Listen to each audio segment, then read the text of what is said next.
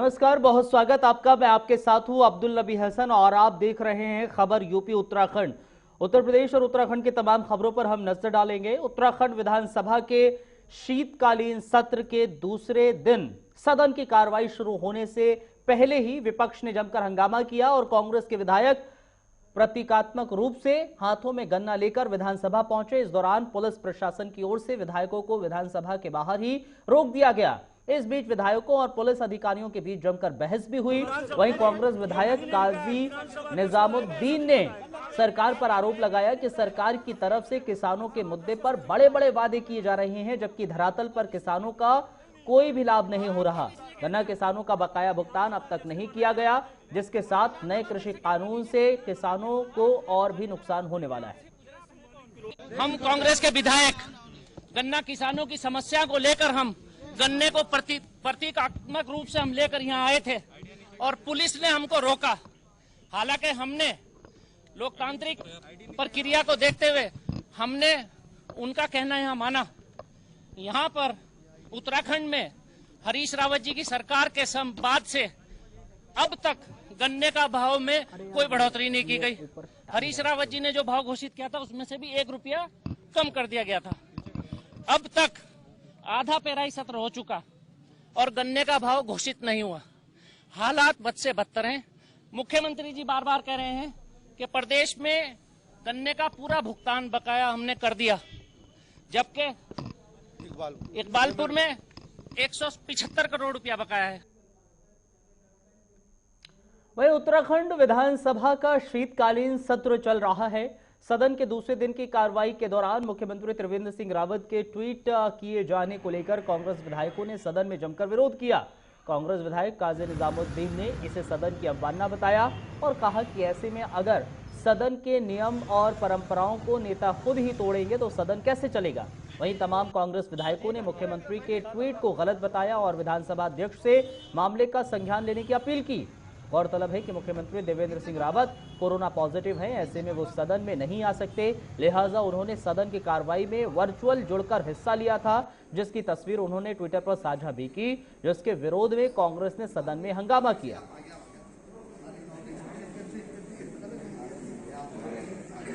सदन में आज माननीय मुख्यमंत्री जी ने अपना एक फोटो ट्वीट किया, जिस ट्वीट पर मैंने आपत्ति की कि अगर वो सदन का हिस्सा हैं तो निजी कैमरे से फोटो लेकर कैसे ट्वीट कर रहे हैं, फिर हमें भी आज्ञा दें हम भी करें। तो माननीय मंत्री जी, संसदीय कार्य मंत्री जी बार बार ये कहते रहे कि वो सदन का हिस्सा नहीं है।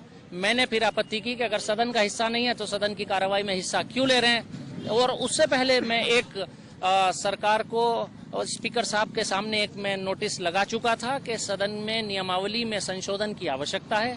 ये परिभाषित करना बहुत आवश्यक है कि ऑनलाइन सदन कैसे चले। आज तो नॉर्मल परिस्थितियां हैं, कल को कोई अगर वोटिंग होगी, कोई अविश्वास प्रस्ताव आने लगे, कोई बजट पर, कोई मनी बिल पर कोई वोटिंग होने लगे, जिससे आने वाली सरकारों में सरकार गिरने या बचने का अगर फर्क पड़ने लगे तो कभी भी मंत्री ये सरकार तो सुविधा अनुसार खड़े होकर कह देंगे ये विधायक तो सदन का हिस्सा नहीं है। तो सुविधा अनुसार कोई बात ना कही जाए, नियमों में उसका उल्लेख होना चाहिए। इसका माननीय अध्यक्ष महोदय ने संज्ञान लिया और मैं उम्मीद करता हूं शीघ्र ही बदलती टेक्नोलॉजी और बदलते परिवेश के हिसाब से सरकार, माननीय अध्यक्ष जी, विधानसभा की नियमावली में संशोधन कर। वहीं रिस्पना नदी के पुनर्जीवन के संबंध में जिलाधिकारी डॉक्टर आशीष कुमार श्रीवास्तव की अध्यक्षता में एमडीडीए और जल निगम के अधिकारियों के साथ बैठक कर अधिकारियों को दिशा निर्देश दिए। रिस्पना नदी को पुनर्जीवित किए जाने के संबंध में अपने विभाग के जरिए एक्शन प्लान तैयार किए जाने के निर्देश भी दिए गए हैं। जिलाधिकारी आशीष श्रीवास्तव ने बताया कि रिस्पना नदी में बढ़ रही गंदगी से निजात दिलाने के लिए जगह जगह डस्टबिन लगाए ताकि कूड़ा नदी नाले में ना जाए। नगर निगम, एमडीडीए, जल संस्थान, सिंचाई विभाग, पेयजल निगम, दून डिवीजन विभाग के अधिकारियों को निर्देशित करते हुए कहा कि रिस्पना नदी को पुनर्जीवित किए जाने के संबंध में अपने अपने विभाग के जरिए एक्शन प्लान तैयार किया जाना चाहिए। रिस्पना पुनर्जीवीकरण जो है माननीय मुख्यमंत्री जी की एक बड़ी महत्वाकांक्षी योजना है उसके लिए अभी प्लांटेशन तो हमारा किया गया है, लेकिन उसका जो सेकंड फेज है सिटी के अंदर रिस्पना के सुधारीकरण के लिए, तो उस पर अब कार्रवाई इस समय हम लोग कर रहे हैं, जिससे कि डस्टबिन, बहुत सारे लोग रिस्पना में कूड़ा डाल रहे हैं, उसका एक बहुत बड़ा रीज़न है कि डस्टबिन भी नियर बाई एरिया में नहीं है, तो वो डस्टबिन्स लगवाई जा रही हैं जिससे कि लोग वहाँ पर कूड़ा डालें। इसके अलावा सिंचाई विभाग को, जल संस्थान, जल निगम, वन विभाग, इन सभी को निर्देशित किया गया है।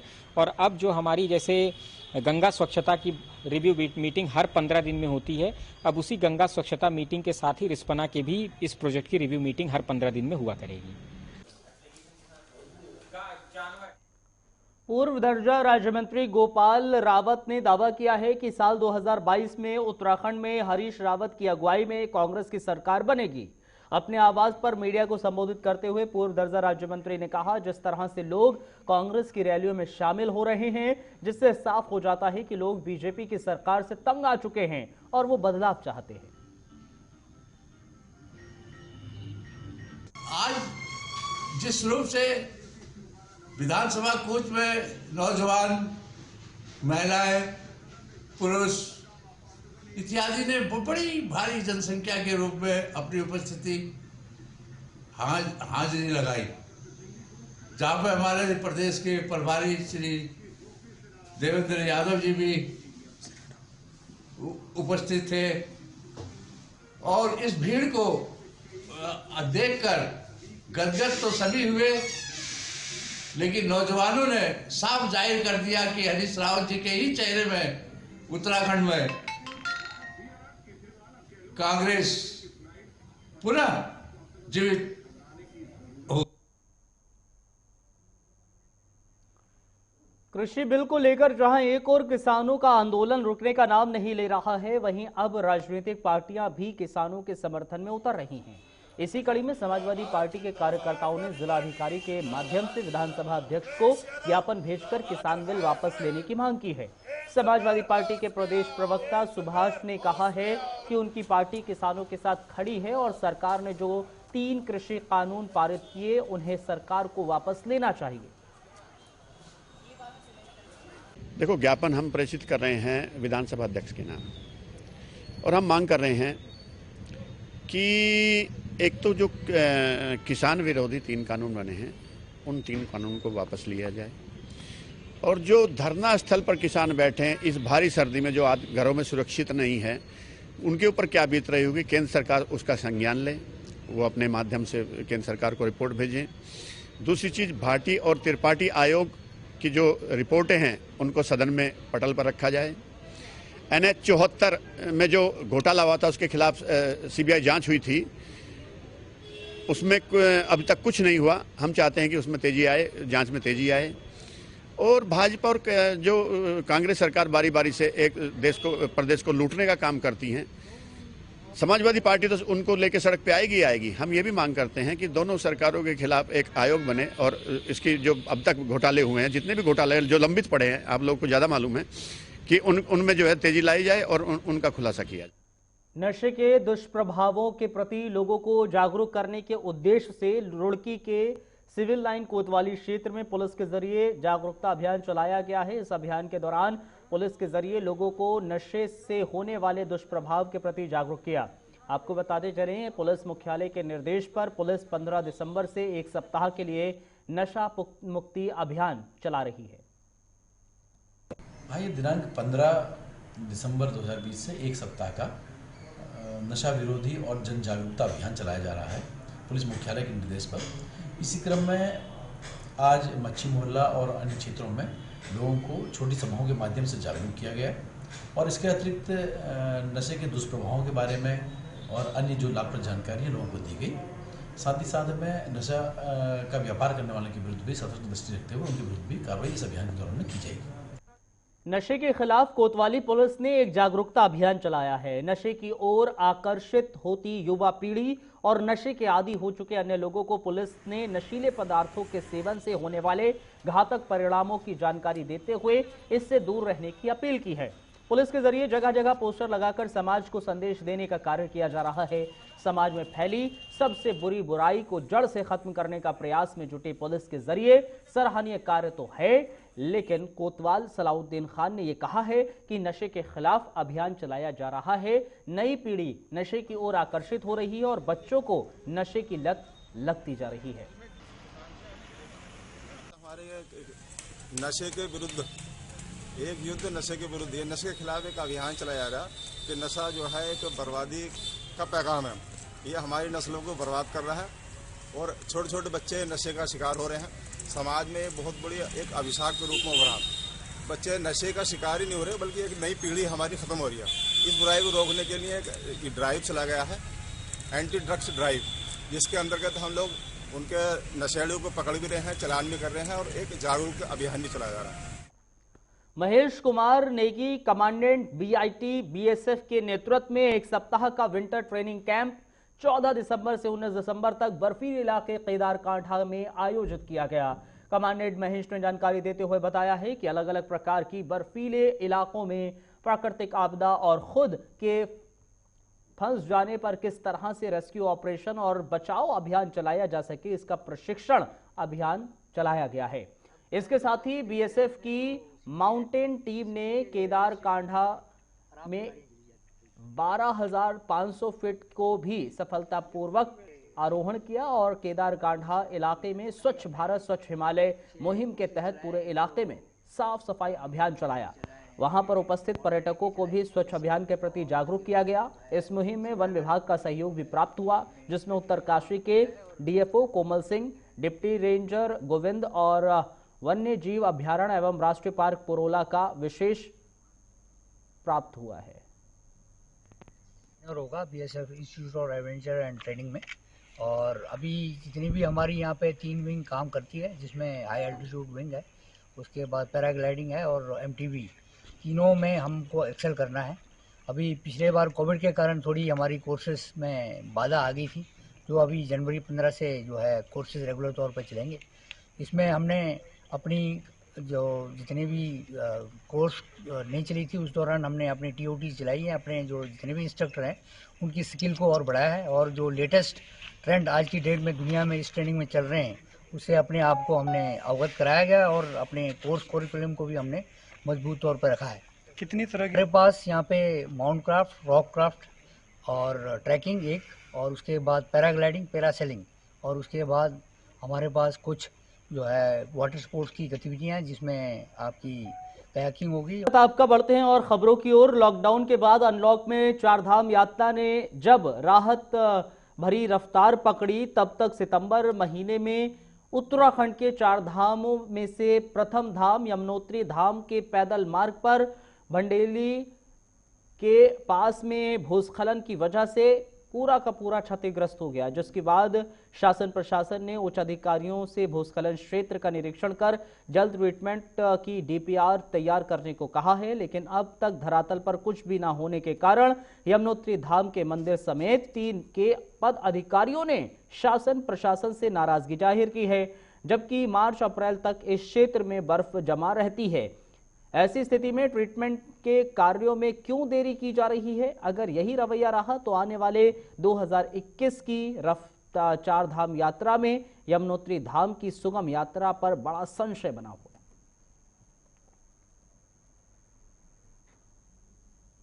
जय श्री यमुने। बड़ा ही खेद का विषय है कि जो यमुनोत्री धाम के ऋषि नामक जो नदी बंडेली घाट पर सितंबर में इतना बड़ा भूस्खलन हो गया है, लेकिन अभी तक जो है 4था माह शुरू प्रगति पर है, लेकिन शासन और प्रशासन का इस मार्ग की तरफ किसी भी प्रकार का कोई ध्यान नहीं है। तो यदि 2021 की यात्रा सुगम और सुरक्षित यात्रा यहाँ पर चलानी है तो आप इस उक्त स्थान पर एक जो आपने जो DPR जो तैयार किया है, आप बेली ब्रिज बनाएंगे और नीचे एक RCC की पुलिया जो बनाएंगे, और ये साथ ही यहाँ पर जो मोड़ है, यहाँ पर जो आप मोड़ बनाएंगे वो अभी तक हमको दिख नहीं रहा है। तो क्या 2021 की यात्रा को भी आप इसी प्रकार से अवरुद्ध करेंगे? जय श्री राम। यूं तो उत्तराखंड में प्राचीन सभ्यताओं और देवी देवताओं के रहस्य की भरमार है, लेकिन कुछ रहस्य ऐसे भी हैं जो आज भी रहस्य बन चुके हैं। ऐसे ही एक भरे पूरे बौद्ध राजा के राजपाट की कहानी की दास्तां सारी गांव के खंडहर और जमीन से निकलती हैं। ये मूर्तियां दरअसल वही चीज बयां कर रही हैं। कई सालों पहले पायसारी गांव के पास रामनगर में एक बौद्ध राजा हुआ करता था, जिसकी 2 रानियां हुआ करती थी, जिसमें से एक रानी धार्मिक भावना से जुड़ी हुई थी। बताया जाता है कि रानी की इस भक्ति भावना से राजा अक्सर रानी की भावनाओं को ठेस पहुंचाने के लिए पूर्व दिशा में सूर्य भगवान का तिरस्कार करता था, जिसके चलते एक बार पहाड़ों से भयंकर भूस्खलन, ज्वालामुखी फूटने से पूरा राज परिवार समाप्त हो गया। वहीं अब कई सालों बाद जमीन की खुदाई करने पर प्राचीन मूर्तियां निकल रही हैं। प्राचीन मूर्तियां यहां एक प्राचीन सभ्यता दफन होने के संकेत दे रही हैं। मूर्तियों में देवी देवताओं की छवि के स्पष्ट प्रमाण मिलते हैं। कहा जाता है, पूर्वजों का जो कहना था, इस स्थान में एक जो है बौद्ध राजा रहते थे और उनकी 2 पत्नियां थी, एक हिंदू पत्नी थी और एक बौद्ध पत्नी थी। तो जो बौद्ध पत्नी थी वो बहुत ही धार्मिक विचारधारा की थी और उन्होंने भगवती की पूजा करती थी, भगवती का मंदिर था। तो वो जो बौद्ध राजा था वो हिंदू विचारधारा की बिल्कुल विपरीत था। तो वो हमेशा जो है उसको प्रताड़ित करता रहता था अपनी पत्नी को। तो जिस कारण से जो है वो प्राकृतिक आपदा के कारण जो है यहाँ की सारी सभ्यता दब गई। तो ये अभी भी बहुत सारा मिलता है यहाँ पर, बहुत सारे मिलते हैं यहाँ। जितनी जगह भी आप खोलेंगे वो समय का अभाव है, नहीं तो मैं आपको ले जाता आधा। युवाओं को नशे की लत से छुटकारा दिलाना और जागरूक करने के उद्देश्य से डोईवाला के ग्रामीण क्षेत्र तेलीवाला में क्रिकेट टूर्नामेंट का आयोजन किया गया। क्रिकेट टूर्नामेंट का उद्घाटन कांग्रेस के वरिष्ठ नेता आजाद अली और अब्दुल रज्जाक ने किया। टूर्नामेंट की शुरुआत कराते हुए आजाद अली ने कहा कि नशे के प्रवृत्ति से आज नौजवान अपने रास्ते से भटक रहा है, इसलिए इस तरह के टूर्नामेंट से युवा अपने आप को जहां व्यस्त रखेंगे तो वहीं नशे की जद से भी बच सकेंगे। इसी अवसर पर कांग्रेस नेता और बीजेपी की केंद्र और राज्य सरकार पर तंज कसते हुए कहा कि आज युवा बेरोजगार है, लेकिन सरकार जुमलाबाजी करने से बाज नहीं आती। अच्छी शुरुआत है युवाओं की, और जो आयोजक टीम है, हमने उनको यही कहा कि आज जरूरत है, क्योंकि नौजवान नशे की तरफ बहुत बढ़ रहा है, क्योंकि ये स्मैक टाइप का कोई सूखा नशा जो लगातार चल रहा है, उस पर देहरादून जिला प्रशासन भी लगातार कोशिशें कर रहा है। आप जैसे साथी, हम जैसे साथी, रज्जाक साहब जैसे जिम्मेदार साथी समाज में कोशिशें कर रहे हैं कि नशे का बचाव हो सके, लेकिन फिर भी उसके कारण हैं, उसके दोषी मैं कहूँगा हमारे देश के प्रधानमंत्री हैं, इसलिए हैं वो दोषी। उन्होंने युवाओं को 2-2 करोड़ नौकरी की बात कही, उन्होंने युवाओं को रोजगार देने की बात कही। आज जब नौजवान बेरोजगार रहेगा, नौकरी नहीं उसके पास होगी, वो खाली रहेगा, तो वो कुछ तो करेगा। तो ये मैदान जो है, जिस मैदान में ये खेल रहे हैं, ये ईदगाह मैदान है, और इससे लगता है दूसरा मैदान भी बहुत बड़ा मैदान हमारे पास क्रिकेट का है, जो दूसरी साइड में हमारे है। यहाँ के जितने भी नौजवान लड़के खेलने के शौकीन हैं वो आते हैं और ये खेलते हैं। खेलना बहुत बड़ी प्रेरणा देता है बच्चों को आगे बढ़ने की, देश की सेवा की भी, और अपने इलाके की सेवा करने की देता है। और इस बात का मैं खुशी है कि यहाँ बच्चे बड़े शौक के साथ में खेलते हैं, और यहाँ लगभग जो है 12 महीने ही टूर्नामेंट चलते रहते हैं, और जगह की टीमें भी आती हैं और अच्छी प्रेरणा मिलती है। लोगों में, बच्चों में एक नशे का प्रवृत्ति चली गई है कुछ लोगों में, उससे बचाव हो जाए। चलिए फिलहाल इस बुलेटिन में इतना ही। एक छोटा सा ब्रेक के उस पार खबरें जारी हैं।